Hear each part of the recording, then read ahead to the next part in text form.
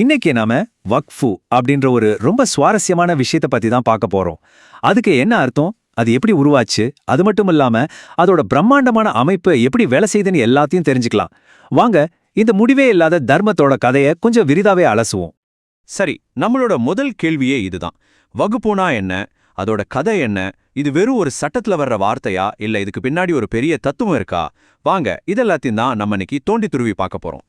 இதுக்கு நாம முதல்ல கொஞ்சம் டைம் டிராவல் பண்ணி பின்னாடி போகணும். இங்க தெரியுமா, கிபி 7ஆம் நூற்றாண்டுக்கு, இஸ்லாம் ஆரம்பிச்ச காலகட்டத்துல நபிகள் நாயகம் வாழ்ந்த அந்த நேரத்துக்கு. ஏன்னா அங்கதான் இந்த வக்ஃபுங்கிற ஒரு புரட்சிகரமான ஐடியாவே உருவாகுது. இந்த பெரிய தர்மத்தோட ஆரம்ப புள்ளி எங்கிருந்து வருது தெரியுமா? ஒரே ஒருத்தரோட ஒரு சின்ன கேள்வியிலிருந்து தான். நபிகள் நாயகத்தோட ரொம்ப நெருங்கிய நண்பர் உமர். அவருக்கு ஒரு ஆசை வருது. அவர்கிட்ட ரொம்ப மதிப்புமிக்க ஒரு நிலம் இருக்கு. அது சும்மா கொடுக்காம தலைமுறையா எல்லாருக்கும் பயன்படுற மாதிரி ஏதாவது செய்யணும்னு நினைக்கிறாரு. அப்போ அவரு நபிகள் நாயகத்துக்கிட்ட போய் கேட்கும்போது அவர் ஒரு அட்டகாசமான ஐடியா சொல்றாரு. உன் சொத்தை தர்மமா கொடு, ஆனா ஒரே ஒரு கண்டிஷன். இதை யாருக்கும் விற்க முடியாது, யாருக்கும் பரிசா கொடுக்க முடியாது, ஏன் உன்னோட வாரிசுகளுக்கு கூட கொடுக்க முடியாது. இதோட உரிமை இனிமே இறைவனுக்கு. ஆனா இதுல இருந்து வர்ற பலன் மக்களுக்கு, அதுவும் நிரந்தரமா அப்படின்னு சொல்றாரு. பாருங்க, இந்த ஒரு வரிதான் இதுதான் வக்ஃபோட அஸ்திவாரம். அப்போ வக்புனா என்னன்னு சரியா சொல்லணும்னா, ஒரு சொத்தை ஒரு நல்ல நோக்கத்துக்காக இறைவனுக்கே அர்ப்பணிக்கிறது, அவ்வளவுதான். அதுக்கப்புறம் அந்த சொத்தோட ஓனர்ஷிப் நிரந்தரமா இறைவன் கிட்ட போயிடும்.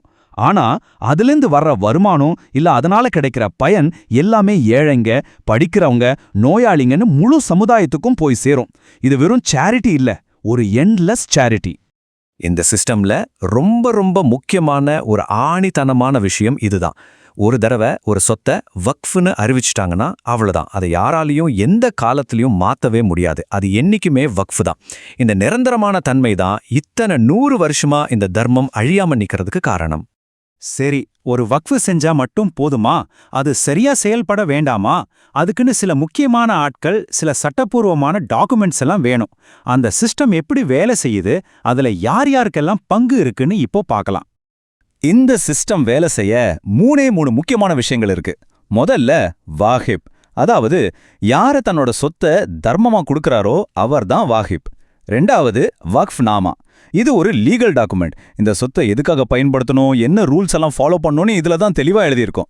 மூணாவதா முத்தவல்லி, இவர் தான் அந்த சொத்தோட மேனேஜர்.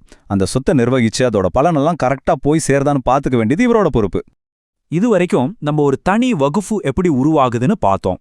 இப்போ நாடு முழுக்க இருக்கிற இந்த மாதிரி லட்சக்கணக்கான வகுப்பு சொத்துக்களை யாரு மேற்பார்வை பார்க்கறா? அதுக்குன்னு ஒரு பெரிய நிர்வாக அமைப்பு இருக்கு இல்லையா? அது எப்படி கட்டமைக்கப்பட்டிருக்குன்னு பார்ப்போம். இந்த நிர்வாகம் பாத்தீங்கன்னா ஒரு 3 அடுக்கு அமைப்பு மாதிரி. கீழ்த்தட்டுல ஒவ்வொரு வக்ஃபுக்கும் ஒரு முத்தவல்லி இருப்பாரு. அவருக்கு மேல ஒரு மாநிலத்தில் இருக்கிற எல்லா வக்ஃபுகளையும் கண்ட்ரோல் பண்றதுக்கு மாநில வக்ஃபு வாரியம் இருக்கு. இது எல்லாத்துக்கும் மேல தலைமையாக நாடு முழுக்க இருக்கிற எல்லா மாநில வக்ஃபு வாரியங்களையும் ஒருங்கிணைக்கிறதுக்கு மத்திய வக்ஃபு கவுன்சில் இருக்கு. இதுதான் நேஷனல் லெவல் பாடி. இங்க ஒரு முக்கியமான விஷயம் என்னன்னா, இந்த மாநில போர்டும் சரி, சென்ட்ரல் கவுன்சிலும் சரி, இதுங்க வெறும் பிரைவேட் அமைப்புகள் கிடையாது. இந்தியாவோட வக்ஃபு சட்டம் 1995க்கு கீழே இயங்குற சட்டப்பூர்வமான அமைப்புகள். அதாவது கவர்மெண்டால அங்கீகரிக்கப்பட்ட சட்டப்படியான பவர்ஸ் இருக்கிற அமைப்புகள். சரி, இவ்ளோ பெரிய அமைப்பு இவ்ளோ சொத்துக்களை நிர்வகிக்கும் போது மனசுல ஒரு கேள்வி வரும் இல்லையா? இதுக்கெல்லாம் உண்மையான ஓனர் யாரு? இந்த லட்சக்கணக்கான ஏக்கர் நிலம், கட்டிடங்கள், இதுக்கெல்லாம் சொந்தக்காரர் யாரு? அந்தந்த மாநில வக்ஃபு வாரியம்தானா? இந்த குழப்பத்துக்கு இப்போ ஒரு தெளிவான பதில பார்க்கலாம். நிறைய பேர் என்ன நினைச்சுக்கிறாங்கன்னா, வக்ஃபு போர்டு தான் இந்த எல்லா சொத்துக்கும் ஓனர் அப்படின்னு. ஆனா அது சுத்தமா தப்பு. உண்மை என்ன தெரியுமா? ஒரு இன்ச் நிலம் கூட வக்ஃபு போர்டுக்கு சொந்தம் கிடையாது. அந்த சொத்து அதை யார் உருவாக்குனாங்களோ அந்த தனிப்பட்ட வக்ஃபுக்கு தான் சொந்தம். வக்ஃபு போர்டோட வேலை என்னன்னா, ஒரு கார்டியன் மாதிரி, ஒரு சூப்பர்வைசர் மாதிரி தான். அந்த சொத்தெல்லாம் சரியா நிர்வகிக்கப்படதான் கண்காணிக்கிறது மட்டும்தான் அவங்களோட வேலை. அப்போ பாருங்க, பல 100 வருஷத்துக்கு முன்னாடி ஒரு தனி மனுஷனோட சின்ன தர்ம சிந்தனையில ஆரம்பிச்ச ஒரு விஷயம் இன்னைக்கு எவ்வளோ பெரிய சட்டப்பூர்வமான அமைப்பா வளர்ந்து நிக்குது. காலங்கள் மாறினாலும் ஒரு நிரந்தர தர்மம்ங்கிற ஒரு கான்செப்ட் இந்த மாடர்ன் உலகத்திலையும் எவ்வளோ வலிமையா நிக்குதுங்கிறது ஆச்சரியமா இருக்குல்ல? ஒரு சின்ன நல்ல எண்ணம் எப்படி ஒரு முடிவே இல்லாத பாரம்பரியமா மாறுதுன்னு யோசிச்சு பாருங்க. நன்றி.